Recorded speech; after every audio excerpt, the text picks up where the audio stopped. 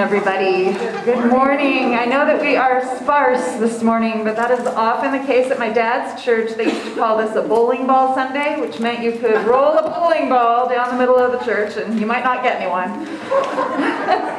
But anyway, it is wonderful to be together. Today we also have the privilege of celebrating a great life. And so you're going to hear a few words from Archbishop Desmond Tutu, who died this morning. What a life. What a beautiful, beautiful life. If you don't know, he was the Archbishop of South Africa in the Anglican tradition. He is also the author of the Truth and Reconciliation Commissions that happened around the fall of apartheid. He is a powerful, powerful figure in religious life. But he also had a great sense of humor and a beautiful soul. And he said things like, do your little bit of good where you are. It's in those little bits of good put together that will overwhelm the world. So it's every little bit we do, every little thing, every little smile. Those are the things that change and overwhelm the world for good. So welcome to worship on this Story Sunday. Today is a day when I don't have to preach a sermon. I'm just going to read you other people's words. So there are little responses, there's music, and you're just going to hear stories today. So welcome, and I'm going to invite Faye forward for our announcements. We'll talk about a little bit of good. My goodness, you guys, last week you did a lot of little bits that put together a big, big, big amount of goods in the mission sense around here at our church. So let me tell you a little bit about that on this first Sunday after Christmas. First of all, it seems like the People's Pantry was, I don't know, weeks ago, but actually it was only like 5 days ago. And some of you are still feeling the results of that, but we're even going to let you take a taste of the People's Pantry home with you today, if you have not already. We have oranges, pears, and cauliflower left from Tuesday, and so be sure to stop in the back there, and we have some all bagged up, and we would love for you to take them home to share or to imbibe in right at your home. During that People's Pantry, 104 families came for food. That's the biggest number we've had so far. And it came out to 397 individuals. So know that your work, your funds, your food donations paid off in a very big way this week. So a little child, a shining star, a stable rood, the door ajar. Yet in that place, so crude, forlorn, the hope of all the world was born. And that was a celebration for us yesterday that lives in our hearts every single day from now on. Rest your hearts this week. Bless your hearts and rest your hearts. Except for a little pep up on tomorrow at 4 o'clock for the Bible study, the Zoom Bible study. And then on Wednesday night, join us for a Zoom social hour to kind of kick off together the new year. And then rest and relax and celebrate the rest of the week as we'll be turning to a new calendar, not just the page on this one, and turning into a new calendar. When we come together next week, we will be in 2022. Hard to believe. So looking forward to it. Our affirmations this week. Jesus, my focus is on you. I hold on knowing that you always give me hope. Jesus, may your joy always flow through me regardless of what happens. And Jesus, help me to love others with your wisdom and sacrificial grace. So, Nargis, we have a birthday girl with us today. And her mother named her Noelle. And her mother and Noelle are here today. And we're ready to sing to Noelle. Happy birthday. Happy birthday to you. Happy birthday to you. Happy birthday, dear Noelle. We're gonna go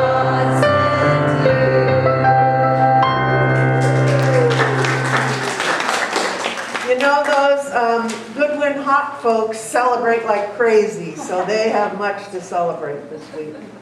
Tomorrow, celebrating, we have 2 birthdays of folks we know, and one anniversary, the final anniversary of 2021.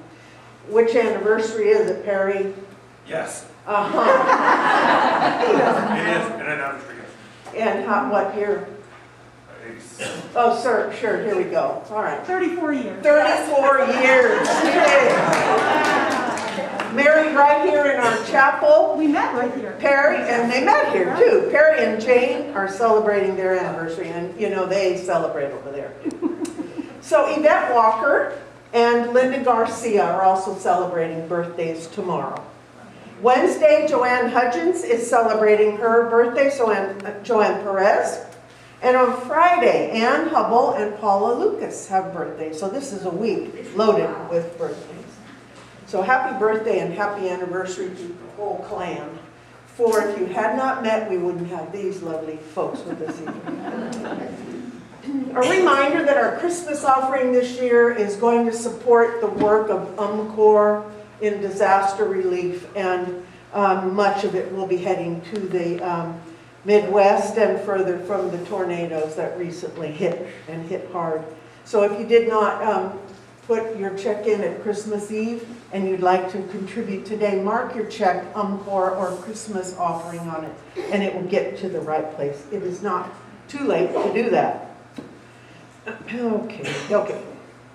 I have some flyers with me today about the Heart Winter Shelter that opens tomorrow night. And if you come across someone on the streets that you would like to pass a flyer out to, just come and see me afterwards and I'll give you some of these flyers. I can also email you some if you would like smaller folks you see on the street. It is a drug-free and alcohol-free and pet-free, which is hard for some people. They just can't, give up not being with their pets, so that's hard. And our hosting of it is in the 3rd week. It's going to go for 4 weeks, and we're the 3rd week, which the sign-up sheet is up here in the front. So take a look at that. So the great challenge left to us is to cut through all the glitz and the glam of the season that has grown increasingly secular and commercial, and be reminded of the beauty of the one who is Christmas. Have a great week, everybody, and Happy New Year coming up. Good morning. Please rise if you are able and join me with Joy to the World, all 4 verses.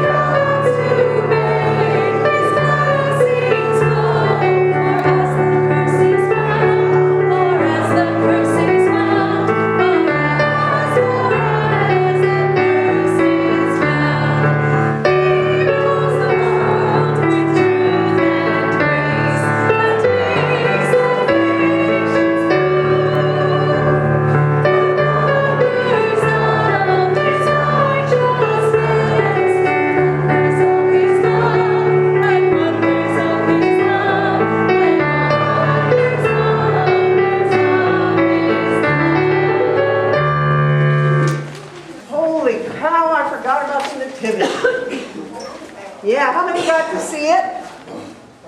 How many, the nativity? How many got to be in it? How many had to use a clothes dryer afterwards? But absolutely a greeting card to the community. Those of you that didn't know, it got rained out the first night totally, the second night pretty soon. The last night, right when it started drizzling, but it stopped, but all the animals were home in their shelters, but it didn't matter. It was just really spectacularly gorgeous if you drove by. And part of it is the bad weather. You know, I mean, that was part of the struggle. And so thank you to every single person who donated food, who came out, who came by, and who told their friends about it, and all of you who prayed for it. And look at what happened. It was great on the last evening. So thank you. Thank you. And I'm going to take this moment, I'm going to use this mic, and I'm going to invite Sarah and Gary Ben, Sarah Jane and Gary Ben, to do their nativity moment now so we can have all the candles lit. So if you don't already know, my name is Gary Gephardt, and I've grown up here. So I've been part of the Nativity pretty much since I was about 6 or 7 years old, so that's been about 24 years, I guess. In that whole time, I've pretty much been every role that a young man can play in that, from baby Jesus up to an angel to a shepherd and now a wise man. You can see I'm not my father, and I can't just come up with the words quickly. Just hold it up. All right. Well, I don't have any big memories of anything from the Nativity, like the runaway sheep from a couple years back. I do remember the multiple years where we had the seemingly pregnant goat that was out for a long time, and having to take all the questions that came as a result of that from members of the audience. Do miss him. I'm not sure what happened to him, but... He passed. Oh, he passed, okay. Oreo, okay. What else did I have? For me, the Nativity always meant that the holidays had truly begun, as most people have said. But it also signified for me that I was having the chance to be really kind of like my own person, which is something that a lot of people can't understand if you're not the oldest of 3 siblings, especially. So having the chance to be little Gary Ben instead of just Big Brother is always something that was really special with the Nativity. Another special thing for me about the Nativity was that I did get to do something very special with my papa, Lee Lawrence, who was part of this pretty much from the beginning, I think, yeah. And then with my father as well, as a wise man for all those years. And then on at least one occasion, my grandpa, my dad's father, who was part of that. One fun memory I do have from the Nativity was about 10 years ago. I was the wise man in the red shoes that was written up in the Grapevine magazine story. I didn't really realize until then that your shoes do matter when you're in the Nativity. So having that little special blurb about the wise man in red shoes was always something fun to read about. I think that was pretty much everything else. And really, except for this year, I can't think of any others where we got rained out, except for maybe 1 year for one night. So truly a microcosm of the times, I guess. Trial and pulling through it. So here's to next year.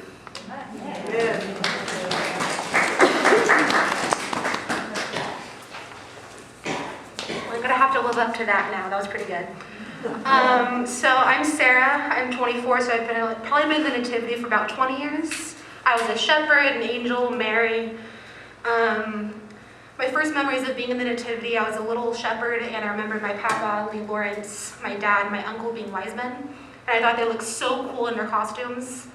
And that was my very first memory.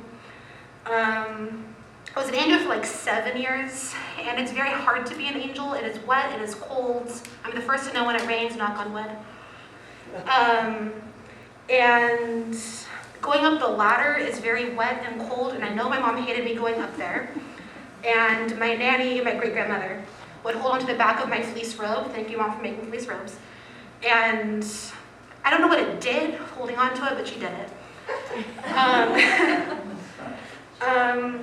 with being an angel, you have to sit very still and very quiet, which is very hard for a kid to do. And I would come up with games to like make the time go by faster, including memorizing the loop of the songs I would play. And I knew, because I was on the first and third shift, at the end of my 30 minutes, We Three Kings would play. So I knew when that came on, I could go inside and get warm soon. Which really helped. I could sing along and memorize the words. I have to scroll down. So my family's been in the Nativity since the very beginning, like Gary said. My papa was the first wise man in it. I don't remember a lot of my earliest years, or really a lot of my papa. He passed away when I was like 5. So hearing everybody's stories about him are really special because I don't have a lot of memories. So hearing about him is really nice. And it's really nice to have my cousin start.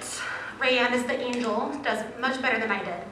And my cousin, little Gary Lee, is now a shepherd, and he did really great last night. It was his first year being in it. So it's really nice to have that passed down for my family.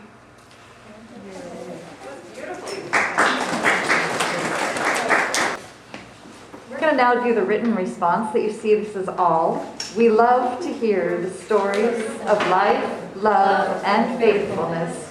Stories that help us to see God in the world. And now we're going to do Sing We All of Christmas.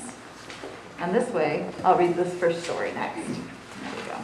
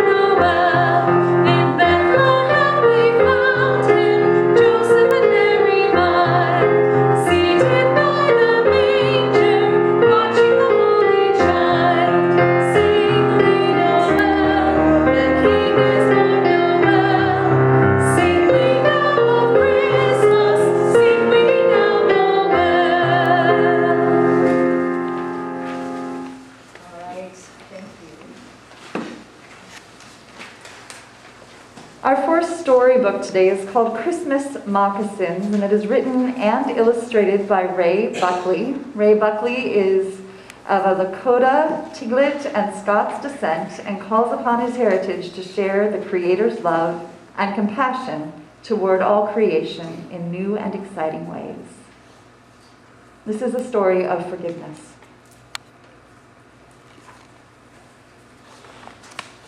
And I hope the pages aren't too hard to turn because I can't lick my fingers.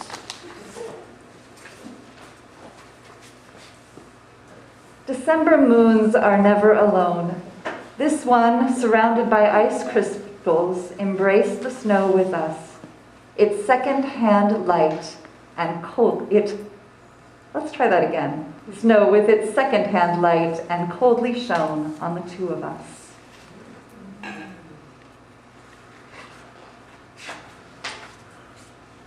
My grandmother always wore moccasins. With hardly a sound, they made rounded snow hug impressions in the drifts. How much further? I asked, holding onto her coat. Not far, she said softly. Not far. I wondered if the trees remembered us, remembered that months before we had walked this way. Did they recall that an old woman and a small child had been stopped by 3 drunken youths? Did the trees remember that those youths had hit us, that they had knocked us down and laughing had taken our coats and my grandmother's moccasins? Would they know that my grandmother had walked home barefoot in the snow and that frostbite had taken 2 of her toes? Arriving back at my grandmother's house, we did not exchange words. We did not know what to say. My grandmother boiled water in the tea kettle, She poured a cup half full for me, and then poured canned milk into the hot water. While I sat at her table, she filled a basin with water. Softly, she unrolled and unbraided her hair, which hung below her knees, in soft shades of white, gray, and black. Her small amber hands splashed water on her upturned face as she lifted her closed eyes toward the ceiling. Carefully, she dipped her hands into the basin again and again, patting the length of her hair, her shoulders, her torso, and her legs. In October, with no stream unfrozen, it was her way of cleansing her spirit, the way of beginning something sacred. In the twilight of the kitchen, my grandmother was praying. She was a remarkable beader with tiny Czechoslovakian beads, so small that they strained the eye. She began to make 3 pair of moccasins. Slowly they emerged, the tops and sides covered in faceted beads of blue, yellow, red, and white. Then, without a thought, she did the unexpected. My grandmother carefully began beating the bottoms of the moccasins, something rarely seen.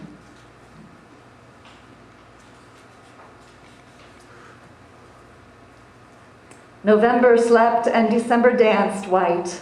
Each day the moccasins became more lovely. Christmas Eve came, and the moccasins lay on a shelf near the kitchen. Grandmother smoothed the brown paper saved from the butcher. Carefully, each set of moccasins was laid on its own piece of paper and wrapped securely.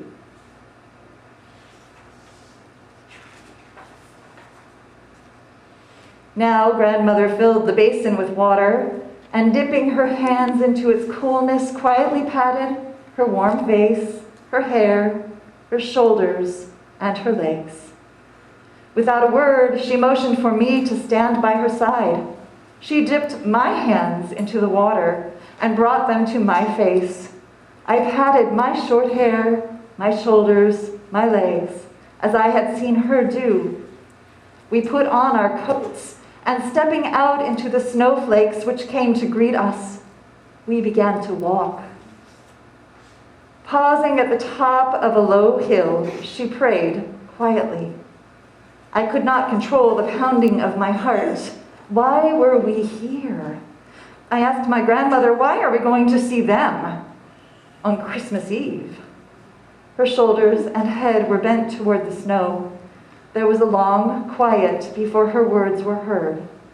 We're here to do the Creator's work, she said. We are here to do the Creator's work. It seemed that the walk from the top of the hill to the house below took forever. Snow reached my grandmother's knees and hurried past us as if it had a journey of its own.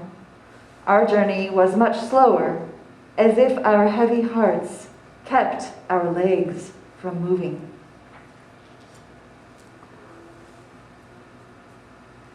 The door was opened by a large man. Behind him was a juniper tree covered in Christmas lights. I have small presents for your sons, my grandmother began. May I give them? She handed each boy a package, carefully wrapped. To each she said, I wanted to wish you a Merry Christmas. God bless you. The room was quiet. 3 pair of moccasins lay in 3 sets of hands, covered in faceted beads of red and blue and yellow. They caught the light of the cabin like the snow caught the light of the moon. There was no need for words, and none were spoken. The moon shone down on an old woman with a limp and a little boy holding onto her coat.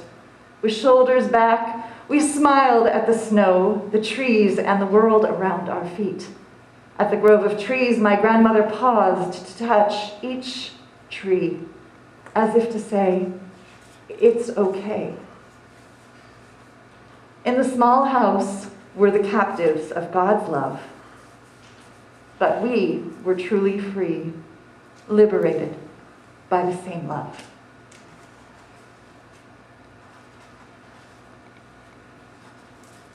Amen.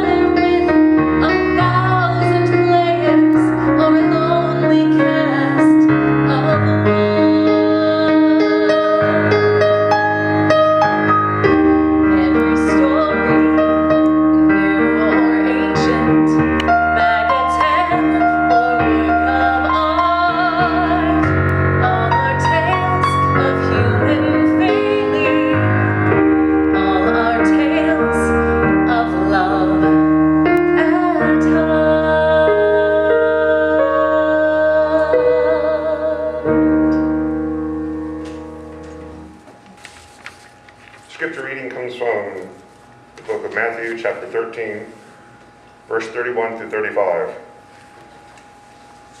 Then he told them another parable. The kingdom of heaven is like a mustard seed, which a man took and planted in his field. Though it is the smallest of all seeds, yet when it grows, it is the largest of garden plants and becomes a tree, so that the birds can come and perch in its branches. He told them still another parable. The kingdom of heaven is like a yeast that a woman took and mixed into about 60 pounds of flour until it worked all through the dough. Jesus spoke of all these things to the crowd in parables. He did not say anything to them without using a parable. So was fulfilled what was spoken through the prophet. I will open my mouth in parables. I will utter things hidden since the creation of the world. Words of God, words of life. Thanks be to God. And our second story today is called simply December. And it's a story of a Christmas miracle. And it tells the story also of a family in difficult circumstances. This is by Eve Bunting with illustrations by David Diaz. My mother and I live in a house we made ourselves. There's black painting on the walls and on the floor. Drink Coca-Cola, handle with care. Clorox. We have a baby food baby on the roof. Our house is small. There is just room for us and what we have. But tonight is Christmas Eve, so we have more.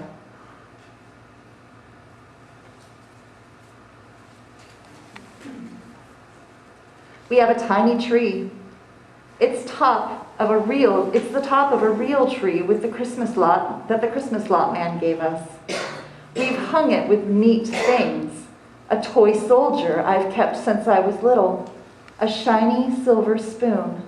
Beads from a necklace I once found on the sidewalk. And Mom has made a star for the top. Under the tree is a paper Santa plate, and on it are our 2 Christmas cookies, one red and one green. The green one is mine. I collected 32 soda pop cans and took them to John's market to get those cookies. John gave me the plate. On our wooden crate are Mary, the baby, 1 shepherd, 1 sheep. We tried to make the soldier be Joseph, but he did not look right. So we have a fat red candle there too. There's a tree.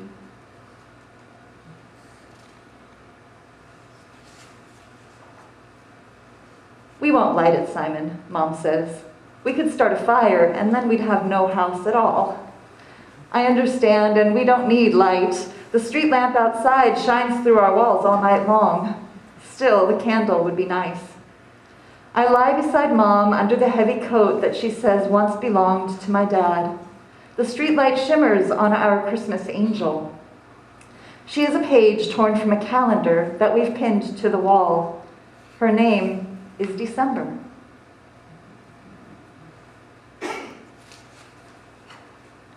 She sings to us while we sleep, Mom says. Sometimes if a noise wakes me up in the night, a garbage truck or a city bus going along Sepulveda, I keep my eyes closed and listen for an angel song, but I never hear it. Tonight, it's a different noise that wakes me. Someone is thumping on our door, which isn't a door at all. It's just a piece of wood propped against the opening we made. That thumping scares me. Maybe they're going to make us move from here, but not when tomorrow's Christmas. Please, not when tomorrow is Christmas.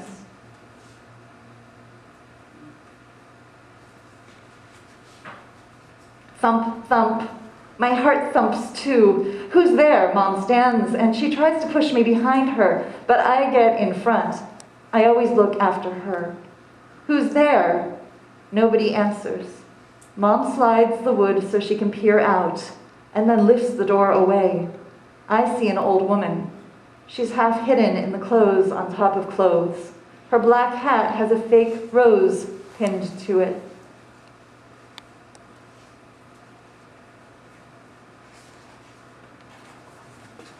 Can I come in, she asks. I am so cold. Mom looks her over carefully. On the streets, we have to be careful. Then she takes the old woman's arm. Come on in. The woman is bent way over, but I think that's how she is, and not because our roof is so low. Sometimes I'm afraid my mom will get to be bent like that. Can I sleep here for tonight? The woman asks. Yes. Mom takes the coat that is still warm from being over us and says, wrap up in this.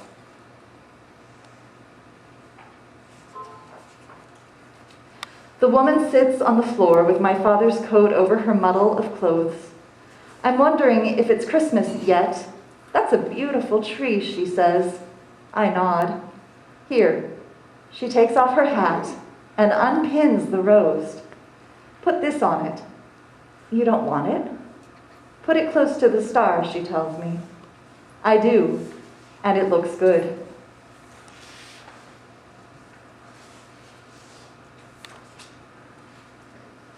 I see her staring at the cookies. She's probably hungry. She swallows, and her neck is so thin I can watch the swallow going down. I think of something very nice that I could do, but I try not to listen to that thought, and I don't want to do it. I put out my hand, pull it back, put it out again, and lift the Santa plate. Have the green one, I say. She takes it slowly, eats it slowly. I try hard not to think about all those soda cans.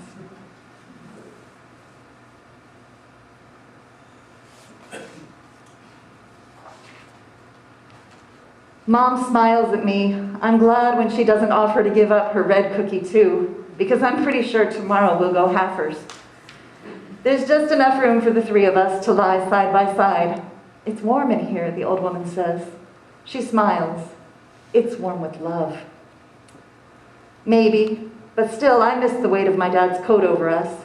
I miss the him smell, even though I don't remember him. I curl as close to Mom as I can. The traffic outside is not as loud as usual. Christmas Eve, and I fall asleep.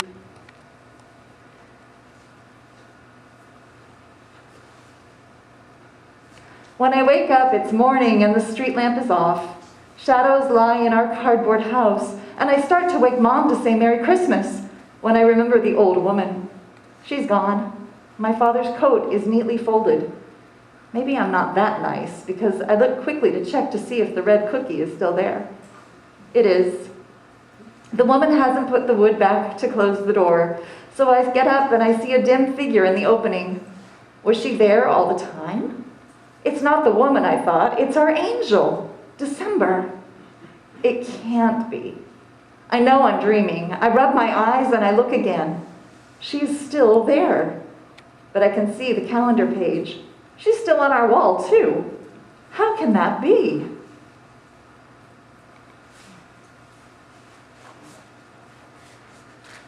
She takes a step backward, folding her wings like a great shining moth. I sleepwalk to the door. None of this is real. I know that. It's foggy outside. I look up and there is our angel, her wings fanned to cover our cardboard house, and she's singing, so softly that I can hardly hear her. My knees are shaking. I need to lean against something, but if I lean against our house, it will fall down. So I hug my arms around myself instead and watch as the angel pales into the sky and disappears in the lifting fog.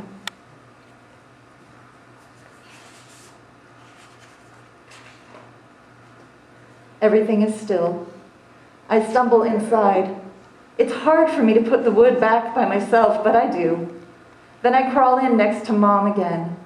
Was I here beside her all the time, dreaming of angels? Then why are my feet so cold? Doesn't the angel only sing when we're asleep? Was I asleep?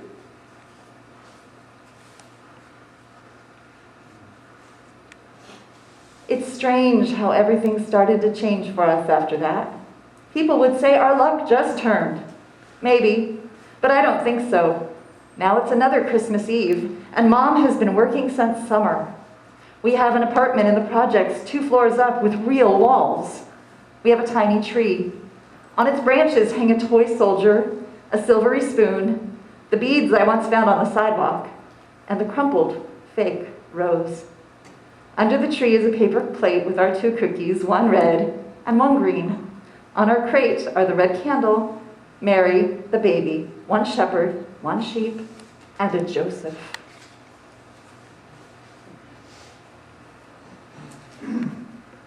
December smiles down at us from her place on the wall. I never noticed until after the last Christmas Eve, but if you look really closely, you can see she has a faded rose in her hair. The end. Well, I know. All right. Our response to this is printed in your bulletin.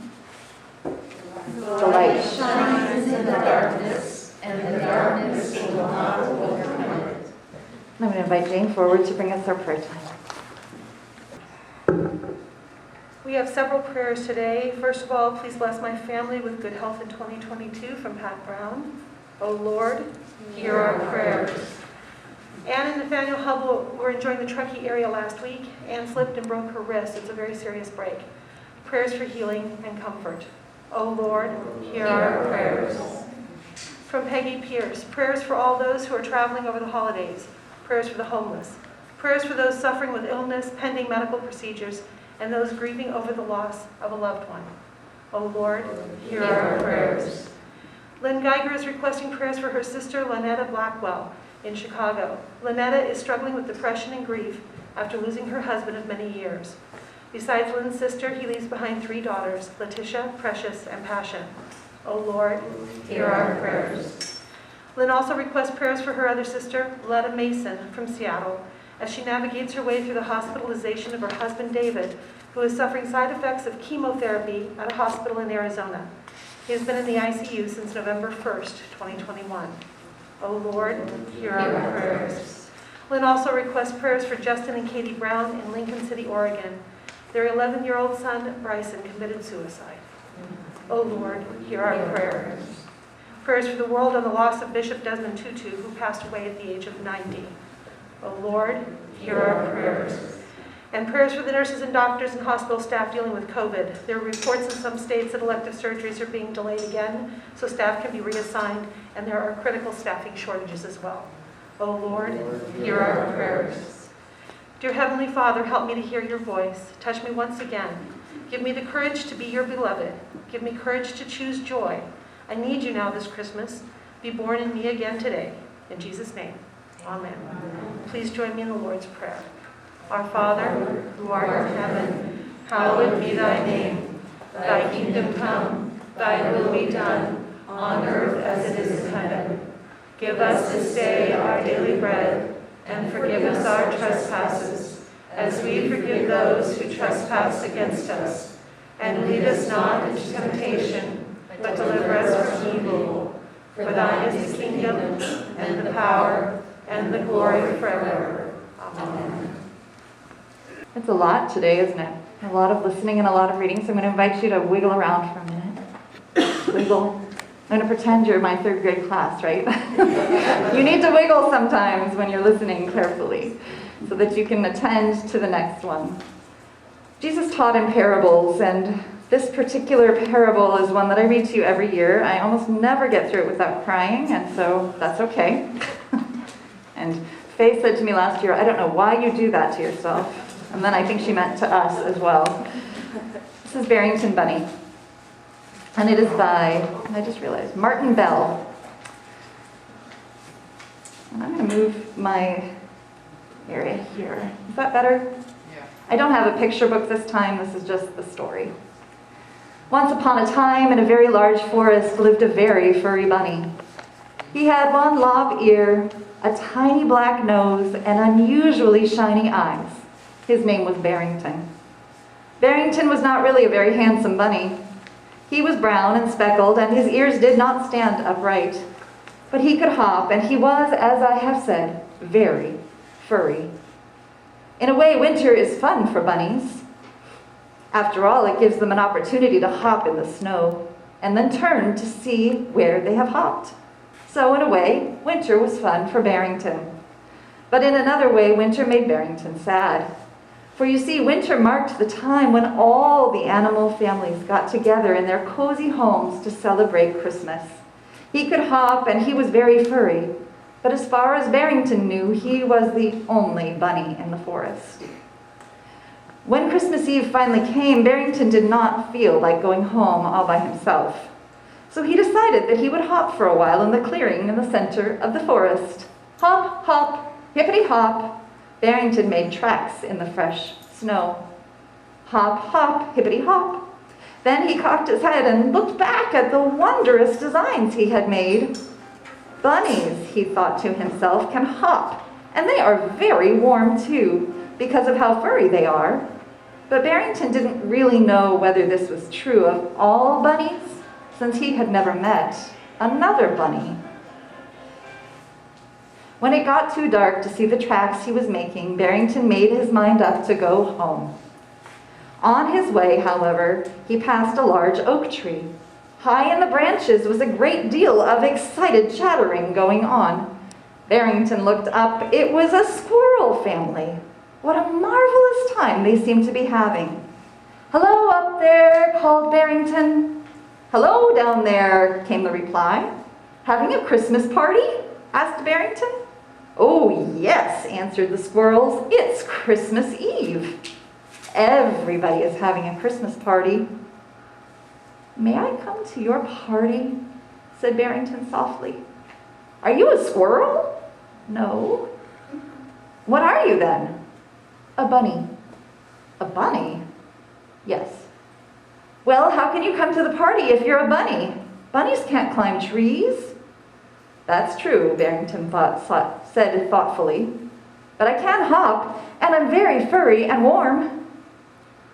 "We're sorry," called the squirrels. "We don't know anything about hopping and being furry, but we do know that in order to come to our house, you have to be able to climb a tree."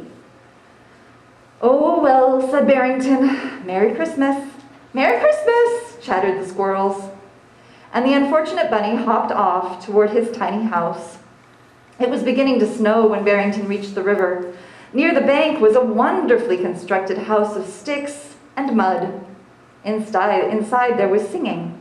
"It's the beavers," thought Barrington. "Maybe they will let me come to their party." And so he knocked on the door. "Who's out there?" called a voice. "Barrington Bunny," he replied.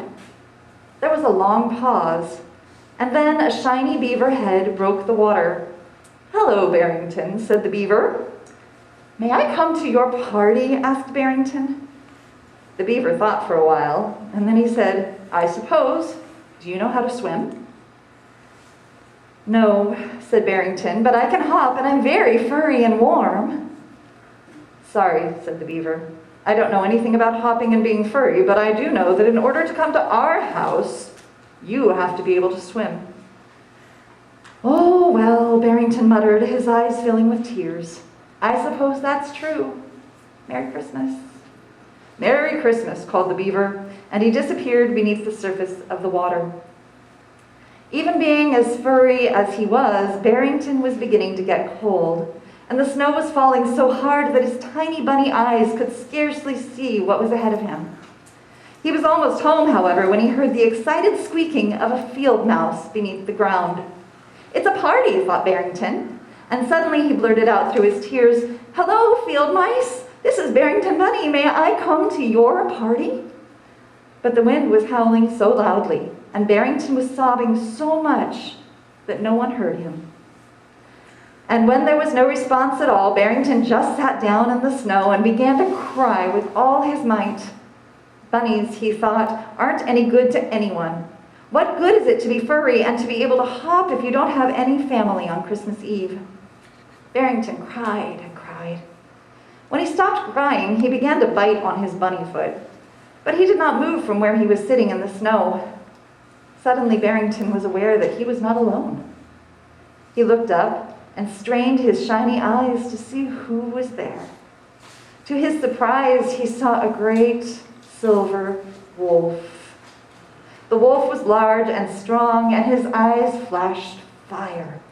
He was the most beautiful animal Barrington had ever seen.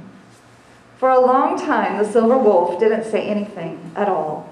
He just stood there and looked at Barrington with those terrible eyes. Then slowly and deliberately, the wolf spoke.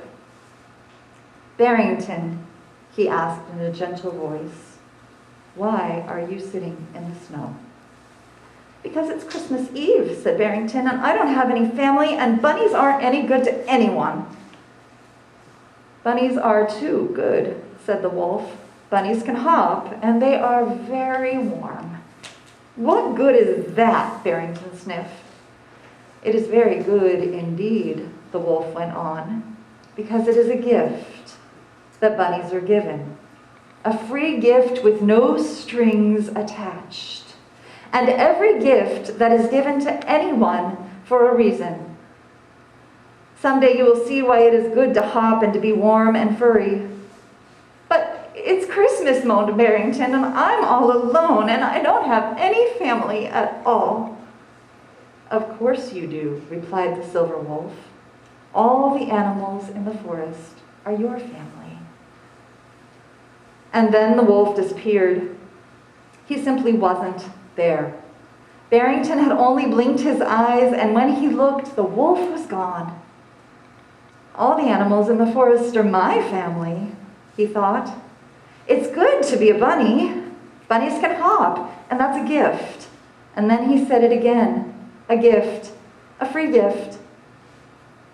On into the night, Barrington worked. First, he found the best stick he could, and that was difficult because of all the snow. Then hop, hop, hippity hop, to Beaver's house, he left the stick just outside the door, with a note on it that had said, "Here is a good stick for your house. It is a gift, a free gift, no strings attached, signed a member of your family."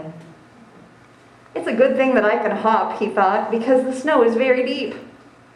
Then Barrington dug and dug. Soon he had gathered enough dead leaves and grass to make the squirrel's nest warmer. Hop, hop, hippity hop. He laid the grass and leaves just under the large oak tree and attached this message: a gift, a free gift from a member of your family. It was late when Barrington finally started home, and that made things worse. And what made things worse was that he knew a blizzard was beginning. Hop, hop, hippity hop. Soon poor Barrington was lost. The wind howled furiously, and it was very, very cold. It certainly is cold, he said out loud. It's a good thing I'm so furry. But if I don't find my way home pretty soon, I might even freeze. Squeak, squeak, squeak. And then he saw it. A baby field mouse, lost in the snow. And the little mouse was crying. Hello, little mouse, Barrington called. Don't cry. I'll be right there. Hippity hop. And Barrington was beside the tiny mouse. I'm lost, sobbed the tiny fellow. I'll never find my way home, and I know I'm going to freeze.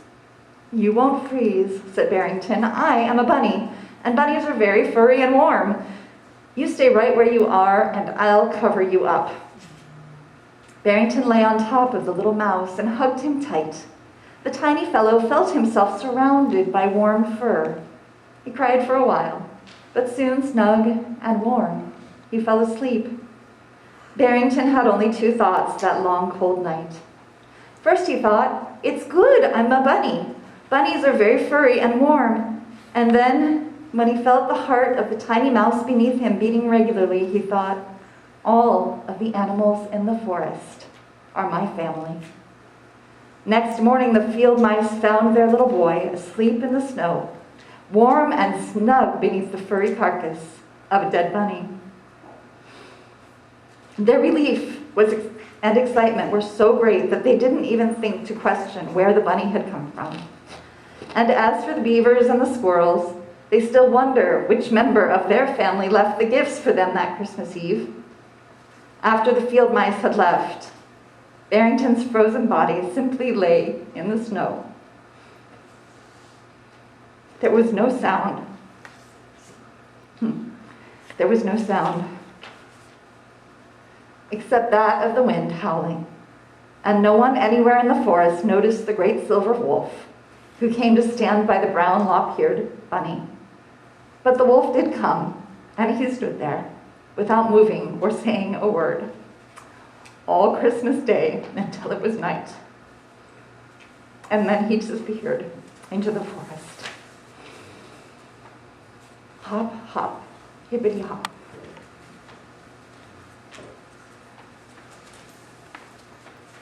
Amen. And I need to look for my sheet. Let's respond with, God's love is alive in the world. We are called to proclaim God's love to all the world. Thanks be to God. And as you know, both the Silver Wolf and Barrington are examples of God's love in the world. Please rise and join me with Hotel on the Mountain. Silent